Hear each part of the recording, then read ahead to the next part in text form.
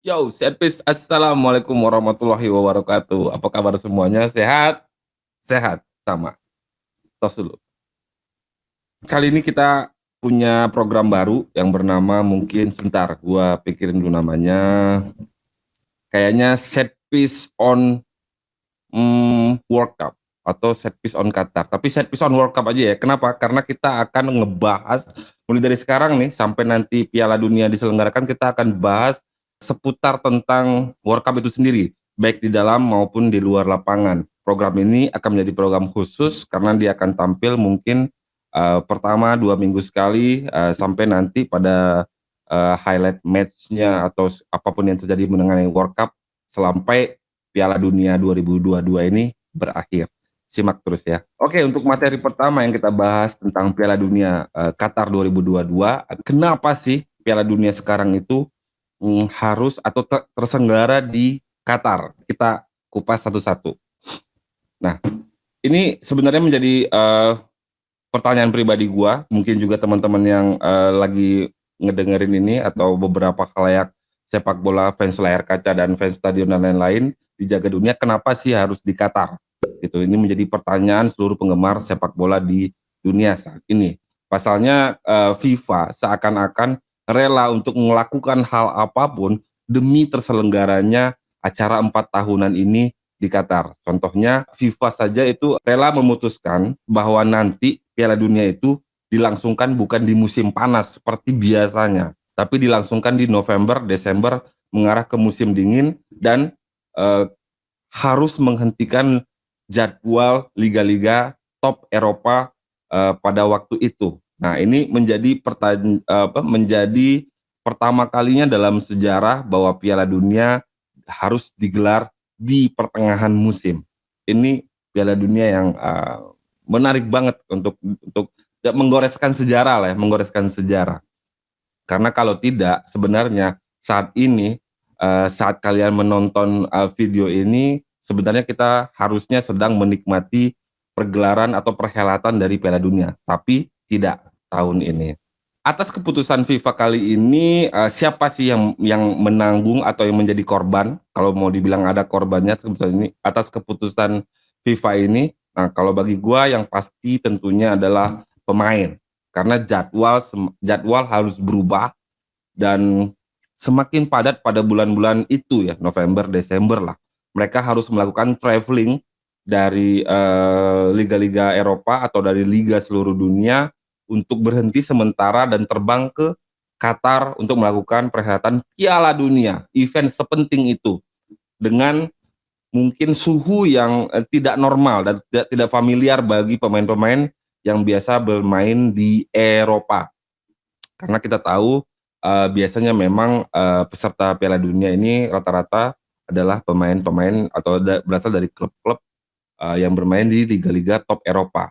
Walaupun FIFA dan Qatar sudah coba ngakalin nih dengan bermain di bulan November sampai Desember, tapi tetap saja bagi orang-orang Eropa yang biasa dengan suhu dingin, tentu hal yang membutuhkan effort lebih untuk beradaptasi lah, dan ini kita akan lihat apakah berpengaruh atau tidak terhadap performa pemain itu sendiri. Nah, faktor ini tentu saja juga mempengaruhi bagi pemain-pemain yang bermain di IPL. Selepas dari kembalinya dari Piala Dunia, mereka akan langsung masuk ke Boxing Day. Sudah menjadi tradisi tuh di Inggris bahwa pada saat Natal pun dan Tahun Baru mereka tetap bermain sepak bola yang atau yang kita kenal dengan istilah Boxing Day. Nah, bahkan pada saat Boxing Day, pemain itu harus melakukan pertandingan setiap 2 hari sekali. Tentu ini akan menjadi rentetan jadwal yang harus dihadapi oleh seorang pemain yang nggak kebayang sih bagaimana mereka bisa memanage stamina dan konsentrasi mereka tentunya ya. Apalagi yang habis kalah, habis drama-drama seputar Piala Dunia kan suka ada tuh ya yang bawa efek-efeknya orang Muhammad Salah juga bisa sempat meredup ya pasca AFCON kemarin setelah dia kalah di final, main tuh nggak langsung tune up langsung lagi. Tapi ini setelah main di event sepenting Piala Dunia langsung ketemu di Boxing Day dengan permainan yang padat dan jadwal yang padat, kita akan melihat siapa yang berhasil bertahan dan siapa yang menjadi korbannya. Nah, selain itu ada juga kekhawatiran saat menjelang bulan November nanti pemain menjadi tampil berhati-hati untuk menghindari cedera. Dan ini bisa membuat tidak maksimalnya permainan atau performa yang mereka lakukan di Piala Dunia menjadi kurang menarik lah, kira-kira seperti itu. Karena pemain tidak bermain all out. Nah, fair aja. Siapa sih pemain yang nggak mau tampil di event sebesar Piala Dunia? Nah, itu seputar dari efek dari jadwal ya, dan pengaruhnya ke pemain. Nah, sekarang nih di Piala Dunia Qatar sendiri juga nggak luput dari beberapa kontroversi, nggak luput dari beberapa isu yang tidak sedap ya di luar lapangan yang tidak melibatkan pemain, pelatih atau apapun.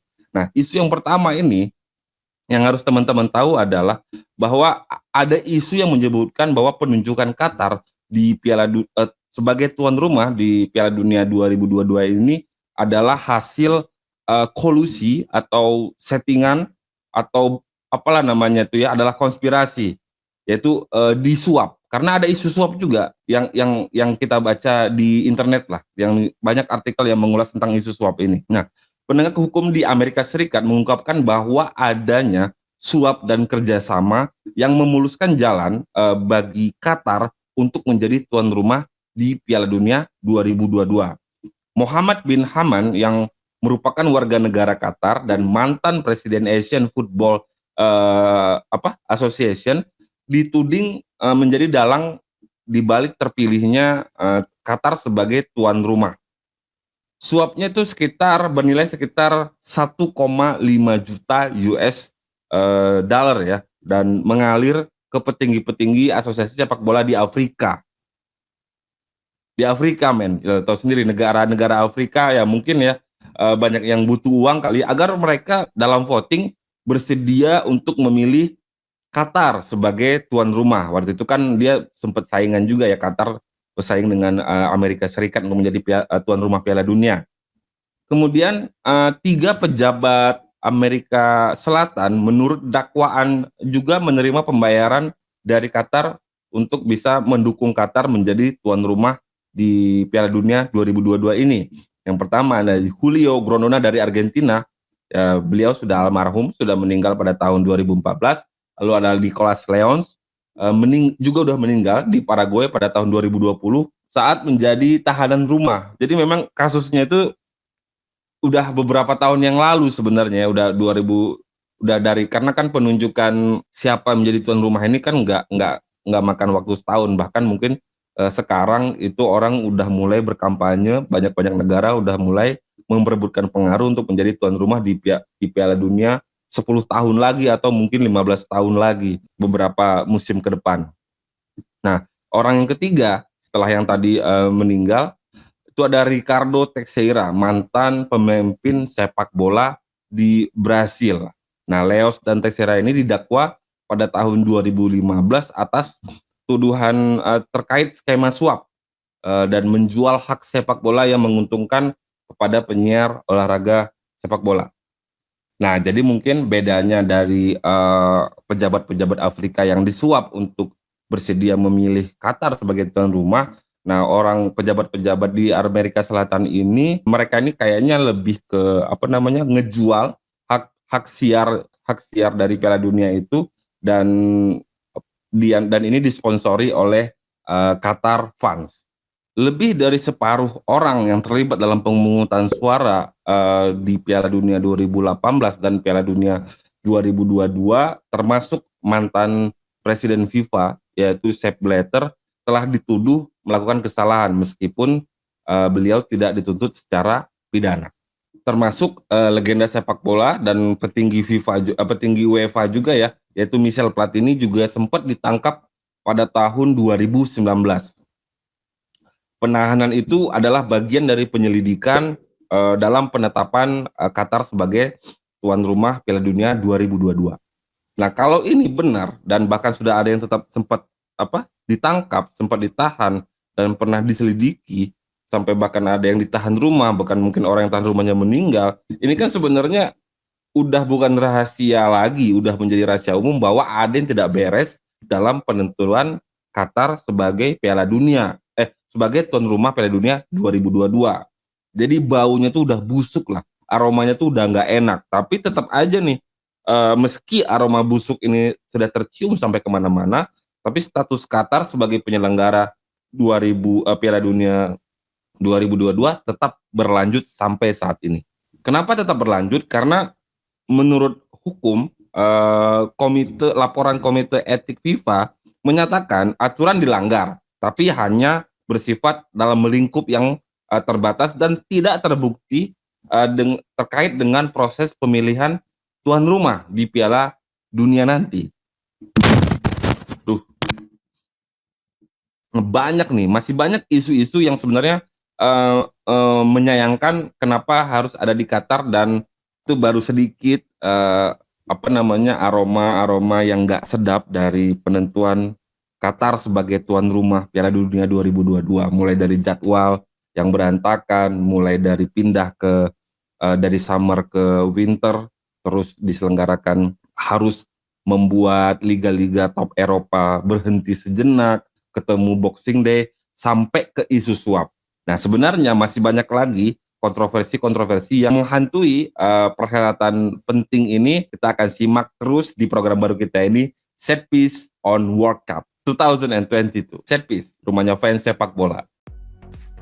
Jangan lupa like and subscribe, pencet loncengnya, jadi kita upload, teman-teman tahu. Jangan lupa follow akun TikTok dan IG kita di Setpiece. Dan bagi yang belum subscribe, silakan subscribe, like, komen, dan juga tonton video-video ini karena biasanya akan ada bagi-bagi giveaway ya bro ya.